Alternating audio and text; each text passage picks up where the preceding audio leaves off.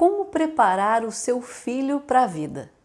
Como você pode ajudar o seu filho a ser suficientemente feliz, viver de maneira saudável e tranquila. Quando nossos filhos estão bem, eles estão crescendo, amadurecendo com saúde, estão sorrindo, brincando, estudando, interagindo com seus amigos de maneira saudável, sonhando e podendo caminhar a seu tempo para um futuro confortável de se viver, nossos corações ficam em paz, não é assim? Mas o que é preciso para que isso aconteça, afinal? Para que isso aconteça, gente, é indispensável que mães e pais ensinem seus filhos a lidarem com seus sentimentos e emoções.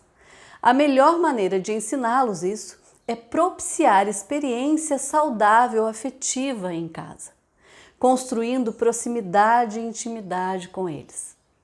É dentro de casa que filhos aprendem a se relacionar com a vida, com as pessoas, aprendem a construir relações, aprendem ou não aprendem que além deles mesmos, tem sempre um outro que precisa e deve ser respeitado. Aprendem ou não aprendem a lidar com o que é diferente deles mesmos. É dentro de casa que os filhos aprendem a se frustrar e a perceber que a vida é cheia de desafios e que muitas vezes as coisas não vão sair do jeito que eles querem ou desejam. E isso não será o fim. Tudo começa dentro de casa. E o que tem dentro da sua casa? Para que uma mãe ou um pai consiga ensinar seu filho a lidar com seus sentimentos e emoções, a primeira condição é que eles, pais, tenham a capacidade de sensibilizar-se com o filho em questão e de perceber e atender às suas necessidades reais. Alguns pais acreditam que preparar filho para a vida é não dar mole para ele, não. É deixá-lo aprender no chão árido e duro a viver lá fora. Se for preciso bater, apanha mesmo para aprender. Outros pais acreditam que precisam dar tudo o que o seu filho quer, todos os bens materiais, a tempo e a hora do seu desejo para agradá-lo, ou para recompensá-lo de uma ausência afetiva. Existem pais que superprotegem e antecipam a atitude do filho na vida, inibindo cada vez mais o desenvolvimento da sua autonomia.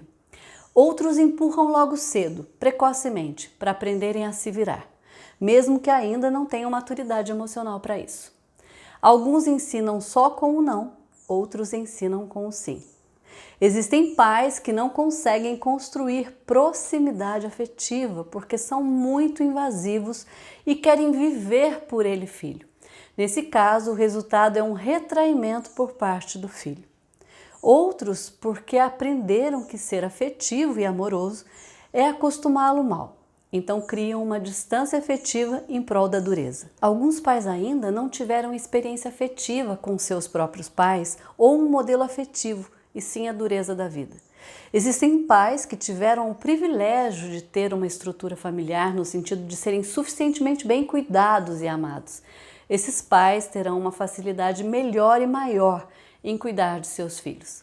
Não podemos nos esquecer que nossos filhos serão ou já são pais dos nossos netos, que por sua vez também terão seus filhos e assim por diante. É dentro de casa que construímos uma humanidade. Já dizia o Winnicott, que é um grande psicanalista. Gente, olha que interessante. Vocês sabem, por exemplo, como filhos aprendem a se frustrar? Certamente, boa parte dos pais acreditam que é dizendo não para eles. Sim, é verdade. É muito importante dizer não quando o que ele quer excede aquilo que poderia ser saudável para que ele aprenda a se frustrar.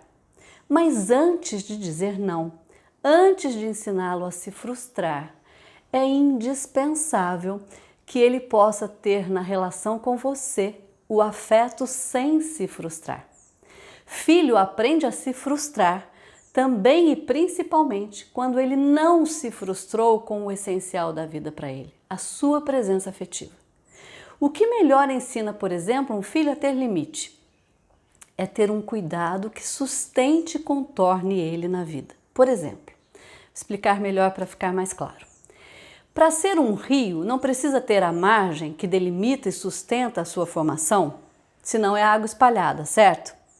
Então, é exatamente isso. Assim como o rio constrói seu limite por meio da sua margem, nossos filhos aprendem com as margens e contornos afetivos que cuidadosamente os oferecemos. Caso contrário, ficam soltos na vida sem referência. Quando um filho é alimentado por seus pais afetivamente, desde os primeiros anos de vida e ao longo da vida, ele consegue sentir-se fortalecido para passar das relações familiares para as relações externas à família, de forma muito mais saudável. Filho atendido nas suas necessidades afetivas e concretas lidarão com frustrações de maneira muito mais amadurecida e serão capazes de perceber-se como seres com virtudes e falhas. Sendo assim, podem também perceber o outro dessa forma. A felicidade da raça humana, gente, depende da maneira como os pais criam seus filhos. Segundo Winnicott, um grande psicanalista, são importantes algumas dicas para prepararmos nossos filhos para a vida. Vou dar 5 dicas. A primeira: pais precisam ter a consciência que quanto mais novo o bebê ou a criança é, mais vulnerável e dependente deles estarão para se constituírem como pessoas. Dica número 2. Devemos cuidar de nossos filhos a partir deles e não a partir do que temos pronto dentro de nós para aplicarmos indistintamente a todos que se submeterão aos nossos cuidados. Cada filho tem o seu jeitinho, a sua necessidade emocional e afetiva, e isso é muito singular e precisa ser respeitado. Dica número 3.